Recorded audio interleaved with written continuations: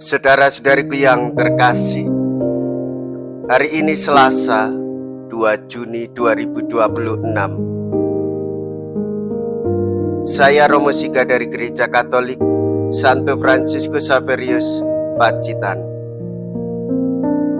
Dalam nama Bapa dan Putra dan Roh Kudus. Amin. Jangan sampai kalian terseret ke dalam kesesatan. Demikian permintaan Petrus. Pada masa permulaan itu sudah ada yang mau menyeret orang-orang Kristen ke dalam kesesatan.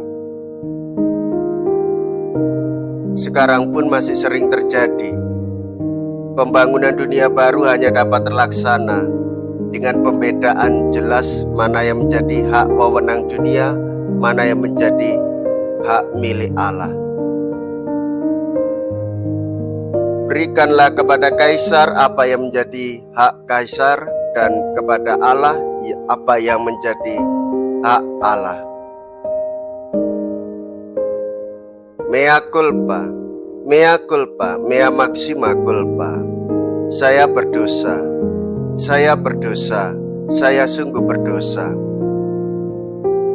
Semoga Allah yang Maha Kuasa mengasihani kita, mengampuni dosa kita, dan menghantar kita ke hidup yang kekal. Amin. Marilah kita berdoa. Allah Bapa yang Maha Setia, semua orang Kau pelihara baik-baik. Ajarilah kami dengan tekun dan setia berusaha membahagiakan sesama berkat perintah Putra-Mu, sebab Dialah Tuhan dan pengantara kami, yang hidup dan berkuasa, bersama dengan Dikau dalam persatuan Roh Kudus, Allah sepanjang segala masa. Amin.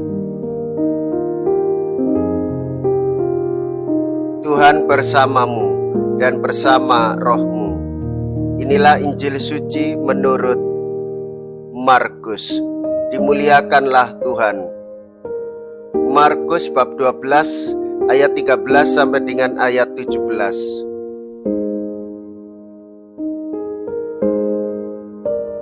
Pada waktu itu beberapa orang Farisi dan Herodian disuruh menghadap Yesus untuk menjerat Dia dengan suatu pertanyaan.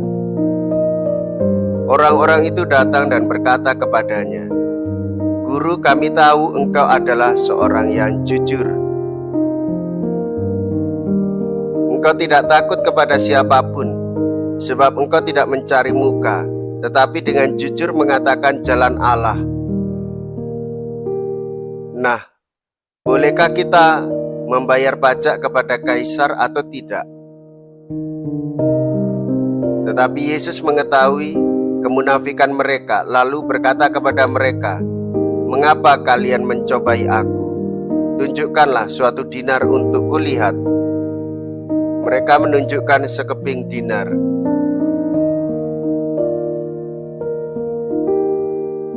Lalu Yesus bertanya, "Gambar dan tulisan siapakah ini?" Jawab mereka, "Gambar dan tulisan Kaisar."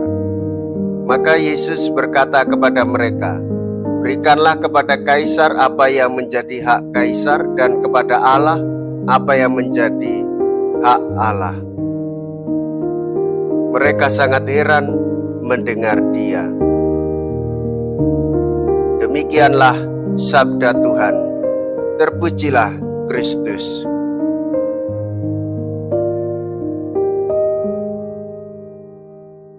Saudara-saudariku yang terkasih, gereja mengajak kita untuk mendengarkan sabda Tuhan Yesus dengan ketulusan hati. Yesus mengingatkan kita supaya kembali melihat manakah yang menjadi hak milik Allah. Kita ini milik Allah. Maka bersembah sujud, berdoa, memuji dan memuliakan Allah di dalam doa pribadi kita, sekaligus di dalam hidup perayaan Ekaristi. Dan kita ini hidup di suatu negara, maka kita mencintai tanah air ini. Apa yang kita peroleh dari tanah air ini, maka kita kembalikan dengan ketulusan dan keikhlasan tanpa keterpaksaan.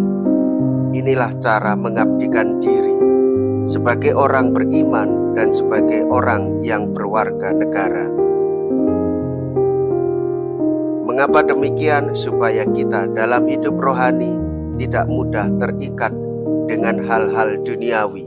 Apa yang kita dapat dari hal duniawi, maka kita harus berani untuk melepaskannya, karena kita ini adalah milik Allah dan akan kembali kepada Allah.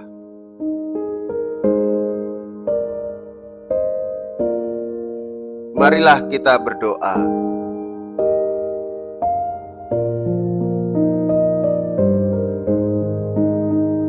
Allah Bapa kami, Raja Maha Mulia, kami bersyukur karena telah menerima janji tentang kerajaan-Mu. Semoga kami dapat mekar dalam diri kami berkat sabda Putra-Mu terkasih, dan kumpulkanlah kami menjadi umat-Mu dengan pengantaraan Kristus Tuhan kami. Amin.